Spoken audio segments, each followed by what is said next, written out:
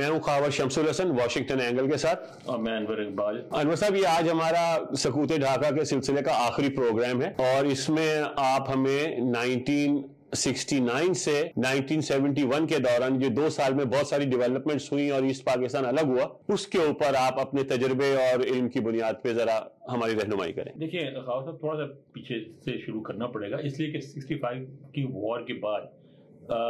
جو صلح ہوئی انڈیا کی، وہ بڑی ان پاپولر تھی ویسٹ پاکستان میں۔ فیلنگ یہ تھی کہ ہم جنگ جیت گئے تھے اور تاشقند میں ہار گئے، جو کہ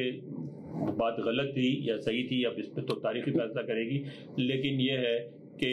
یہ فیلنگ تھی جس کا فائدہ اٹھا کے بھٹو صاحب نے ایک موومنٹ چلائی ویسٹ پاکستان میں ایوب خان کے خلاف۔ صحیح ہے، اور وہ موومنٹ چلتے اسی ایوب خان کے خلاف جس کی حکومت کا وہ حصہ رہے تھے پچھلے 8-9 سال تک۔ صحیح چلائے اور بہت کامیابی سے چلائی، اور ویسٹ پاکستان میں بھی ایوب خان کے خلاف فیلنگ اتنی اسٹرانگ تھی، اور وہاں موومنٹ جو ہے وہ عوامی لیگ اور مجھے ایسٹ پاکستان جی، اور وہاں موومنٹ عوامی لیگ اور بھاشانی جو ہے نیشنل عوامی پارٹی والے وہ مل کے چلا رہے تھے، اور وہ بھی وہاں بہت پاپولر تھی۔ تو چلتے چلتے خاور صاحب سچویشن ایسی آ گئی کہ ایوب خان کو یہ احساس ہوا کہ اب وہ نہیں چل سکیں گے۔ صحیح۔ اچھا، ہونا کیا چاہیے، ہوا کیا اس دوران، جس کا ذکر نہیں ہوتا ہمارے یہاں، کیونکہ ہمارے یہاں ہر چیز سلیکٹیولی کی جاتی ہے، کہ ان سارے کرائسس کے دوران سیاستدان ایک دوسرے سے ملتے رہے، سیاسی رابطے جاری تھے، میٹنگ ہوتی رہی، ایوب خان کی میٹنگ میں جا کے شریک ہوتے رہے، ڈھاکے میں میٹنگ ہوئی، پنڈی میں میٹنگ ہوئی، مجیب الرحمان جاتے رہے، سب کچھ ہوا۔ اور ہونا یہ چاہیے تھا کہ ان سارے میٹنگز کی نتیجے میں کہا یہ جاتا ہے کہ اینڈ پہ وہ بالکل ایک سمجھوتے پہ پہنچ گئے تھے، جس کی صورت میں ایک انٹریم سیاسی گورنمنٹ بن سکتی تھی، اور پھر وہ انتخابات ہوتے اور پھر آگے چیزیں دیکھی جاتی۔ لیکن ایوب خان صاحب نے کیا کیا کہ بجائے اس کے کہ ایک سیاسی عمل کو آگے بڑھاتے اور سیاسی حکومت لاتے، انہوں نے حکومت جو ہے اپنے جو سپہ سالار تھے جنرل یحییٰ خان کے حوالے کی اور چھوڑ کے جاتے جاتے ان کے ہاتھ میں تھما گئے۔ اب وہ ان کے ہاتھ میں تھما گئے، وہ ایک اور ویسٹ پاکستان میں بھی کسی نے ایکسیپٹ نہیں کیا، اور ایسٹ پاکستان میں تو بالکل ہی نہیں کیا۔ یحییٰ خان ایسٹ پاکستان میں پہلے دن سے بہت غیر مقبول تھے، ان کو بالکل ہی ایکسیپٹنس نہیں ملی، اور پھر یہ ہوا کہ یہ موومنٹ چلتی رہی، وائلنس آ گیا موومنٹ میں، اس پاکستان میں کلیشز ہونے لگی، بنگالیوں غیر بنگالیوں میں کلیشز ہونے لگی، فسادات ہوئے، ہنگامے بڑے، اس کرفیوز لگتے تھے بار بار، 144 لگتا تھا، جلسے جلوس ہوتے تھے، ہوتے ہوتے ہوتے ایک اور بڑا واقعہ ہوا جس نے مشرقی پاکستان میں آئسولیشن کی فیلنگ کو بہت زیادہ بڑھایا، وہ تھا بھولا کا طوفان، جو سیلاب جو ہے، جی سیلاب جو ہے، نہیں سائیکلون تھا، جس میں سائیکلون تھا، ایک جزیرہ تھا خلیج بنگال میں، جس میں پوری نہریں گزر گئی اور تقریباً 1 لاکھ سے زیادہ لوگ مرے۔ اور اس کے بعد جو ہے نا یہ ہوا کہ اس میں کوئی ایوب خان کی حکومت نے کوئی ایسا، اس میں تو یحییٰ خان کی حکومت آ چکی ہے، یحییٰ خان کی حکومت، آپ صحیح کہہ رہے ہیں، یحییٰ خان کی حکومت نے کوئی ایسا ایفیکٹو ریلیف ورک نہیں کیا جس کا خود وہاں جو ہے اس سے جو علیحدگی کے سینٹیمنٹس تھے ان کو فائدہ ہوا کہ بھائی اب تو یہ ہمارے ایسے بھائی ہیں جو ہمارے مسائل میں بھی ہماری مدد نہیں کرتے۔ اور اس کے بعد کیا ہوا، اب آ جاتے ہیں الیکشن پہ۔ الیکشن میں کیا ہوا 1970 کے الیکشن میں؟ الیکشن میں یہ ہوا کہ ایسٹ پاکستان میں بھی اور ویسٹ پاکستان میں بھی الیکشن میں ساری پارٹیاں ایکٹیو تھیں، اور ایسٹ پاکستان میں بہت بڑے بڑے جلسے ہوئے، جماعت اسلامی کے یوم شوکت اسلام وغیرہ وغیرہ منایا گیا۔ یہ جو دائیں بازو کی جو پارٹیاں ہیں وہ بھی ایک اچھی خاصی تعداد میں سیٹیں جیتیں گی، مگر جو دراڑیں پڑ چکی تھیں لوگوں کے دلوں میں، جو ان کے اندر احساس ہو چکا تھا آئسولیشن کا 65 کے بعد سے، بڑھتے بڑھتے وہ وہاں پہنچ گیا تھا جہاں ممکن ہی نہیں رہا تھا اس کو اس دراڑ کو کاٹنا۔ اور سوائے میرا خیال ہے الیکشن میں شاید 2 تھے یا 3 تھے، ایک نور الامین صاحب تھے، ایک محمود علی تھے جو سلٹ سے جیتے۔ سلٹ سے اس لیے جیتے تھے کہ سلٹ وہ علاقہ جو آسام کا سطح اور وہ ووٹ دے کے ایسٹ پاکستان میں شامل ہوا تھا، تو انہوں نے جو پرو پاکستان فورسز کو ووٹ دیا، محمود علی صاحب کو جتایا، اور اس کے علاوہ شاید کوئی بھی نہیں جیت سکا۔ اور اس کے بعد کیا کیا، ہونا یہ چاہیے تھا کہ اب آپ نے سب کچھ کر لیا تھا، اور ایک سیدھی سی مجیب الرحمان نے کبھی بھی یہ نہیں کہا تھا کہ وہ پورے پاکستان کے وزیر اعظم نہیں بننا چاہتے، وہ پورے پاکستان کے وزیر اعظم بننا چاہتے تھے۔ ان کی بڑی خواہش تھی اگر آپ اسمبلی کا اجلاس بلا لیتے ڈھاکہ میں جیسے کہ مطالبہ تھا ان کا, اور کئی دفعہ ویسٹ پاکستان کے لیڈرز گئے بھی, بات چیت بھی کی, وہاں اگر اجلاس ہو جاتا اور اس میں اگر اسمبلی کے ممبر الیکٹ ہو کے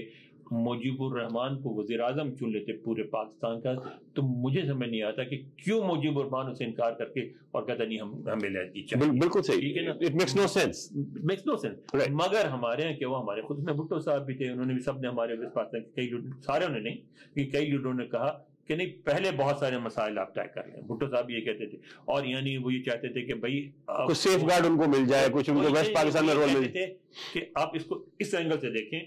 کہ آپ single largest party east Pakistan میں ہیں, ہم سنگل لارجسٹ پارٹی جو ہیں ویسٹ پاکستان میں ہیں, تو ہمیں اس حساب سے حصہ دیا, یعنی یہ خود ہی علیحدگی کی بات ہو گئی نا. رائٹ ووٹ اکثریت کے ووٹ کی بنیاد پہ فیصلہ نہیں ہوگا, اس بنیاد پہ فیصلہ ہوگا کہ وہاں کون سنگل لارجسٹ پارٹی ہے یہاں, اور پھر مل کے ہم آپس میں بانٹیں اقتدار کو. تو وہ تو آپ نے خود ہی پھر وہ کانفیڈریشن والی بات کر دی, تو وہ پھر اس کے اگلا اسٹیپ پھر یہی تھا کہ پھر ایسا تو ایسے ہی صحیح. تو وہ جو سارا سلسلہ ہوا نا صاحب, اس وقت تو حالات ہاتھ سے نکل چکے تھے, اور اس کے بعد فوج کو یہی نظر آیا کہ شاید, جو کہ ہمیشہ ایک غلط کام ہوتا ہے, فوج کو تو ایک ہی کام آتا ہے نا, لیکن یہ کرنے والا کام نہیں ہے کہ اپنے ہی عوام کے خلاف آپ نے ملٹری ایکشن کر دیا, اور اس میں پھر بہت سارے لوگ مارے گئے, اور اس کے بعد وہ جو سینٹیمنٹس ہے, جو پرو پاکستان ایلیمنٹس ہے, وہ تو اتنے پیچھے چلے گئے کہ ان کا کوئی رول ہی نہیں رہا. حالانکہ بہت بڑی تعداد میں اس پاکستان میں آخر تک پرو پاکستان ایلیمنٹس ہے, لیکن وہ اتنے پیچھے چلے گئے کہ اس کے بعد تو پھر آگے جو ہے بنگلہ دیش کی موومنٹ کا آگے بڑھنا اور بنگلہ دیش کا قیام جو ہے وہ ایک بالکل ایک ظاہر نظر آ رہا تھا کہ اب یہی ہونے والا اور کوئی صورت نہیں رہے گی. تو یہ جو اتنا افسوسناک اندوہناک واقعہ ہوا, اس میں 2-3 چیزیں مجھے ہمیشہ کھٹکتی رہی ہیں. ایک یہ کہ اس میں ہماری فوج نے ہتھیار کیوں ڈالے, خاص طور پہ جنرل نیازی کا رول. ہم چھوٹے ہوتے تھے, مجھے وہ ان کی تقریر یاد ہے, پاکستان ٹی وی پہ نشر ہوئی تھی. انہوں نے کہا کہ جی بھارتی ٹینک جو ہیں وہ ہمارے سینوں کے اوپر سے گزر کے مشرقی پاکستان میں داخل ہوں گے. اگلے ہی دن انہوں نے سرنڈر کر دیا. تو آپ یہ سمجھتے ہیں کہ اگر وہ سرنڈر نہ کرتے,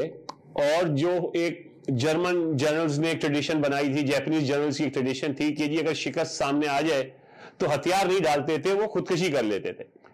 اگر جنرل نیازی اس قسم کا کوئی کام کرتے, اگر ہمارے فوجی آخری سانس تک, آخری بلٹ تک لڑتے,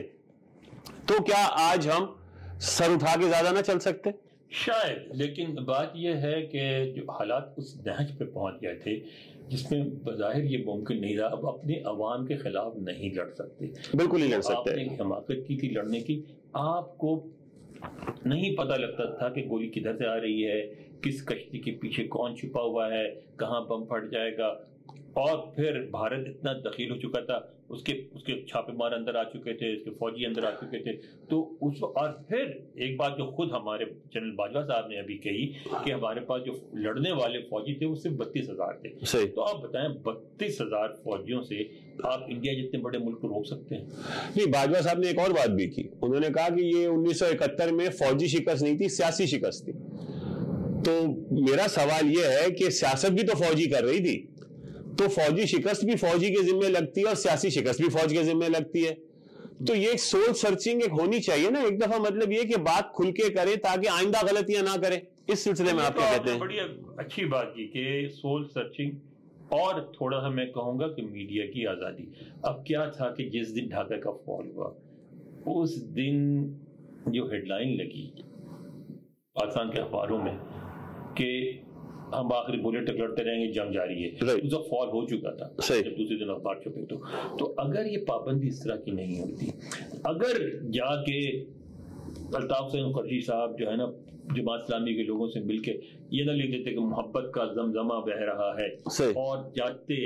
بات کرتے گراؤنڈ ریالٹیز لکھتے, تو میں نہیں سمجھتا کہ مغربی پاکستان کے عوام مشرقی پاکستان کے عوام کو کے احساسات کو نہیں سمجھتے. میں سمجھتا ہوں کہ وہ سمجھتے, ان کی ہمدردی میں موومنٹ چلتی, اور ایک ایسی صورتحال بنتی جس میں مغربی پاکستان کی عوام مجبور کر دیتی ہے اپنے حکمرانوں کو کہ بے مجیب الرحمان الیکشن جیتا ہے اس کو اقتدار حوالے کرو اور مشرقی پاکستان کو ساتھ لے کے چلو. لیکن جو ہمارے ہاں ایک تو ہم کبھی اپنے جو کچھ ہم غلطیاں کرتے ہیں اس سے نہیں سیکھتے, اور دوسرے ہر چیز کو جو چھپا دینے کا ہے اسے چھپا دینے میں وقتی طور پہ فائدہ ہوتا ہے کہ ہنگامے نہیں ہوتے, نقصان یہ ہوتا ہے کہ لانگ ٹرم بیسس میں اس کے نتائج بہت منفی ہوتے ہیں جو کہ ہم نے دیکھ لیا. تو بات یہ ہے انور صاحب کہ یہ بات تو آپ کی سچ ہے کہ عوام تو عوام کے احساسات کو, جذبات کو سمجھتی ہے, اور مغربی پاکستان کے لوگ بھی یقیناً اپنے بنگالی بھائیوں کا غم اور احساس جو تھا اس کا خیال کرتے, اور شاید یہاں تک نوبت نہ پہنچتی. مگر بہرحال ناؤ اس واٹر انڈر دا برج. لیکن یہ ضروری ہے کہ ہم اپنے جو تاریخ ہے اس کا جائزہ لیں, اس سے سبق سیکھیں تاکہ آئندہ یہ غلطیاں ہم نہ کریں, اور بنگالیوں سے نفرت کرنے کے بجائے ان کو سمجھیں اور دیکھیں کہ جو کچھ ہوا کیوں ہوا, کیسے ہوا. بالکل صحیح بات. تو یہ ہمارا کنکلوژن آج ہو گیا اس کا, سقوط پاکستان, سقوط ڈھاکہ کی جو ایک تاریخی واقعہ تھا. امید ہے کہ آپ کو کچھ سیکھنے کا موقع ملا ہوگا. ہمیں اپنی دعا میں یاد رکھیں, ہمارا پروگرام دیکھتے رہیے. بہت شکریہ.